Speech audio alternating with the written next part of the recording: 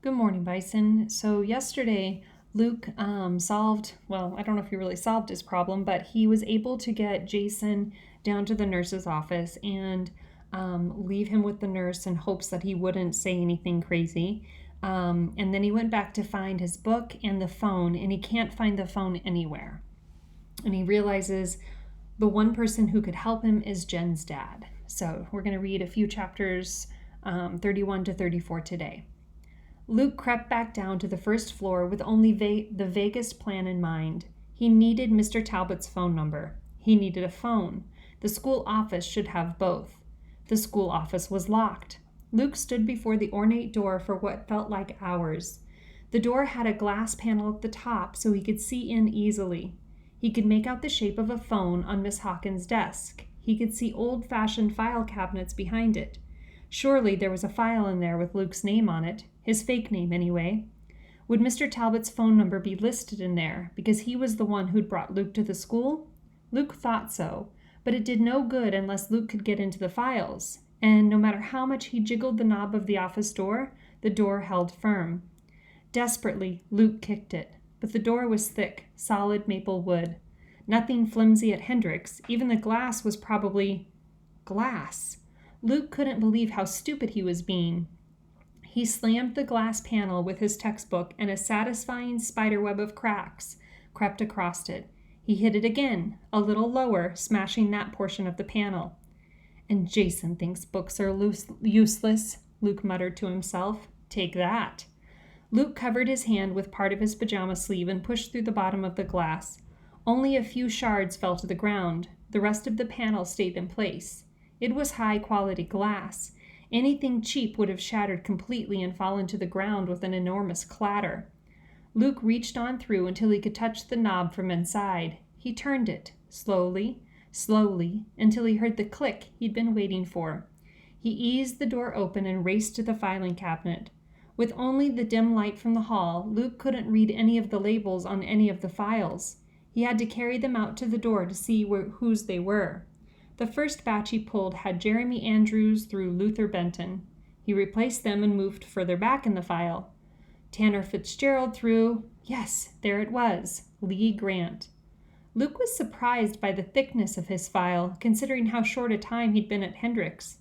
The first set of papers were school transcripts from other schools, evidently the ones the real Lee Grant had attended, before he died and left his identity to Luke. There were pictures, too. 7 of them, labeled kindergarten, grade 1, grade 2, all the way up to grade 6. Strangely, the photos really did look like Luke. Same sandy hair, pale eyes, worried look. Luke blinked, thinking he'd been fooled, but when he opened his eyes, the resemblance was still there. Had the real Lee Grant looked that much like Luke? Then Luke remembered something Jen had told him once, about changing photos on the computer. You can make people look older, younger, prettier, uglier, whatever you want. If I wanted to make my own fake ID, I probably could, she had bragged. But Jen had wanted to come out of hiding with her identity intact. She hated the thought of fake IDs. Staring at the faked pictures, Luke could understand. It was all too strange. He knew he should be reassured by how thoroughly his records had been doctored, but it frightened him instead. There was no sign of the real Luke Garner. Probably even his family would forget him eventually. Luke didn't have time for self-pity. He turned the page, hoping his admission papers would be next. They weren't. Instead, there was some sort of a daily log. Luke read in horrified fascination. April 28th. Student withdrawn. Surly during entrance interview. Refuses to look interviewer directly in eye. Refuses to answer questions. Sullen behavior. Hostility believed connected to disassociation with parents, can assume high risk of repeated attempts at running away. Treatment to commence immediately. April 29th. Sullenness continues. Attempts at interaction rebuffed. Teachers report disinterest, hostility. The log continued in that vein with an entry for every day Luke had been at Hendricks. There was repeated mention of therapy and treatment and its success or failure. But Luke had had no entrance interview. He'd had no therapy, no treatment, no attention from the school officials at all. Obviously, this was another faked record. But who had faked it, and why? Thoroughly baffled, Luke turned the page, and there was the thick sheaf of his entrance papers. Mr. Talbot was listed in the second column of the 16th page as an emergency contact. Luke grabbed the phone and started dialing. A woman's sleepy voice answered. "Is Mr. Talbot there?" Luke asked. "I need Mr. Talbot." "It's 3 a.m, the woman hissed. "Please," Luke begged. "It's an emergency. I'm a friend of—" He barely managed to stop himself from saying Jen's. Mr. Talbot's phone was probably bugged by the population police. Maybe the school's phone was now too. Luke didn't know, but he tried again. "Mr. Talbot is a friend of my parents." There was only dead air in the response. Then a man's voice, just as sleepy as the woman's. "Hello?" It was Mr. Talbot. Luke wanted to spill out everything, from his first confusing day at Hendrick's, to Jason's treachery, to the oddness of the file Luke still held on his lap. If only he could explain all his problems, surely Mr. Talbot could solve them all, but Luke had to choose his words carefully. "You told me to blend in," he accused, hoping Mr. Talbot would remember. "I can't. You have to come get me." "And 4 other boys," he added silently, as if Mr. Talbot were actually capable of telepathy. If only Luke could just say, flat out, "You need to get 4 more fake IDs for these friends of mine, and you'll need to protect their families too." But Luke couldn't think of any code that would clue in Mr. Talbot without cluing in the population police as well. Now, Mr. Talbot said calmly, sounding like an elderly uncle dispensing wisdom. "Surely school isn't that bad. You need to give it more of a chance. Is this finals week or something?" Luke couldn't tell whether Mr. Talbot really didn't understand or whether he was acting for the sake of the bug. "That's not the problem," Luke almost screamed. It's like a problem I had before."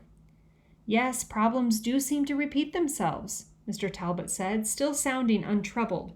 "Usually there's some root cause. You need to attack that first." Was Mr. Talbot speaking in code? Luke hoped so.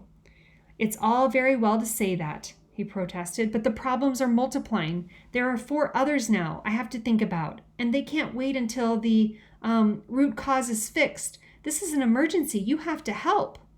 Luke was proud of himself. He couldn't be any clearer than that, not using a potentially bugged phone. Surely Mr. Talbot would understand. "You children can be so melodramatic," Mr. Talbot said irritably. Now he sounded like a man ripped from sleep at 3 a.m. for no good reason. "I have every confidence that you can deal with your problems by yourself. Now, good night." "Please," Luke pleaded, but Mr. Talbot had hung up. Chapter 33. Luke stared at the phone. He had tried so hard. It wasn't fair that he didn't even know if he'd succeeded or not. No, he knew. He'd failed. He'd heard the careless tone in Mr. Talbot's voice. Luke couldn't fool himself into thinking it was all an act, with each word carrying double meaning. It was 3 a.m. He'd awakened Mr. Talbot out of a dead sleep. How could he possibly have understood what Luke needed? Luke dropped the phone and put his face down on Miss Hawkins' desk. The file he'd been holding on his lap spilled onto the floor, dumping out papers filled with lies. He didn't care. He didn't care that anyone walking by would catch him where he wasn't supposed to be. He was past caring about anything.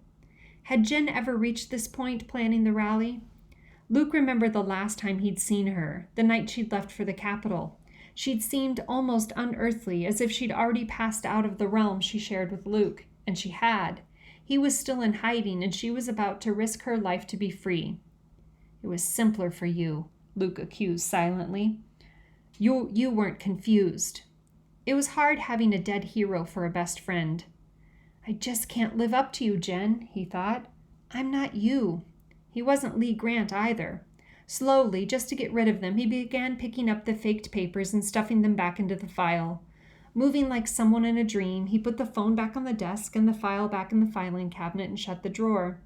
He walked out of the office and pulled the door closed behind him, making no effort whatsoever to hide the broken glass. He'd have to run away. That's all there was to it. He could take the other 4 with him. They'd just have to take their chances. They could head to the city. Luke had lost all track of time now. Before he woke the others and terrified them out of their wits, he decided he'd peek outside and see how much time they had left before daylight. He went to the door they always used. the one that led to the woods and had once led to his garden. He tried to turn the knob, but his hand must have been weak with exhaustion. His fingers slipped right off. He gripped the knob again and tried harder. The door was locked from the outside. Panicked, Luke ran to the front door, the one he'd come through with Mr. Talbot that first day. It was locked too. What kind of a school kept its students locked in at night? No school, just prisons. Luke rushed around trying every door he could find, but it was hopeless. They were all locked, and none of them had glass panels for him to break.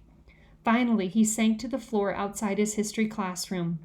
We're trapped, he thought. Trapped like rats in a hole.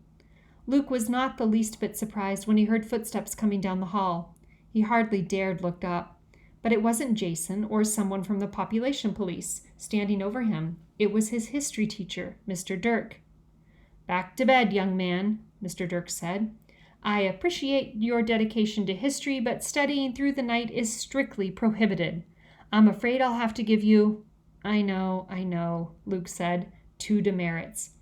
Under Mr. Dirk's stern gaze, Luke resignedly trudged back upstairs. Chapter 34. Luke was overcome by guilt when he woke up the next morning. How could he have slept away so many hours? He'd had to come back to his room because Mr. Dirk was watching. But he could have sneaked out later. Why hadn't he at least warned the others? Some rational side of his mind argued. What good would a warning do when they couldn't escape? Around him, his other roommates were complaining about the exams they faced that day. 1 or 2 of them had books open on their beds and were studying as they got dressed. It seemed unreal that anyone could care about exams at a time like this. Fearfully, Luke looked over at Jason's bed. It was empty. The sheets were rumpled the same way they'd been last night. The pillow still held an indentation, but Jason was nowhere in sight. Where's Scott? Luke asked. His voice trembled despite his best efforts to sound casual. His question was met with blank stares. Don't know, one boy finally mumbled and went back to studying. At breakfast, Luke sat with Jason's gang, but Jason was still missing. Luke peered around the table at the 4 boys Jason had betrayed. Antonio, Samuel, who had flashing dark eyes and a quick laugh. Denton, Travis, who knew hundreds of riddles. Sherman, Ryan, who talked with an accent Luke had never heard before. And Patrick, Tyrone, who had once claimed he got his fake ID by the luck of the Irish. Luke couldn't have said he really knew any of them well, but it was agony to sit there watching them eat their cream of wheat, making jokes, totally unaware that they were doomed. Luke tried to lean over and whisper in Patrick's ear, You're in danger. I need to tell you. But Patrick only brushed him away with the words, Quit it, Lecker. You're bugging me. And then all the others stared at Luke. How many of them were on Jason's side, working for the population police? Luke didn't dare give his warning out loud.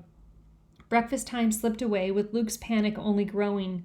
His thoughts ran in circles. He should go hide by himself if he couldn't save the others, but he couldn't just abandon the others. He had to save them. But how? If you're not going to eat your breakfast, I will, Patrick said when Luke's was the only bowl that wasn't empty. Silently, Luke passed over his food. Hey, thanks, Patrick said with a huge grin. You're the greatest. If only you knew, Luke thought miserably. Just then, the dining hall door banged open. Population police, a booming voice called out. Luke froze. He'd known this was coming, but it still didn't seem possible. He tried to yell, run, to Patrick and the others, but he opened his mouth and nothing came out. His legs were frozen too. He could only sit and watch and listen in horror. A huge man stepped into the room. Medals covered his olive green uniform. He clutched a sheaf of papers in his fist. I have a warrant here for the arrest of illegals who have compounded their crime by the use of falsified documents, he announced. Luke closed his eyes in agony. It was all over. He'd failed at everything. He hadn't saved the others, and he hadn't saved himself. He'd never done anything for the cause. He was going to die before he'd had a chance to accomplish a single thing. The police officer peered at the papers in his hand. He cleared his throat. The sentence for those in violation of Population Law 3903 is death. The sentence for falsification of documents by any illegal citizen is death by torture, government's choice. One of the autistic boys was crying. Luke could hear him across the room. Everyone else sat in deathly silence. Luke hoped that he'd at least have the chance to apologize to the other four. The police officer continued. The first illegal I have come to arrest goes by the name of... Relax, Stan. I found him. Someone interrupted from behind. Luke recognized the voice. A second later, Mr. Talbot came into the room, and behind him, with his wrists in handcuffs and his ankles in leg irons, was Jason.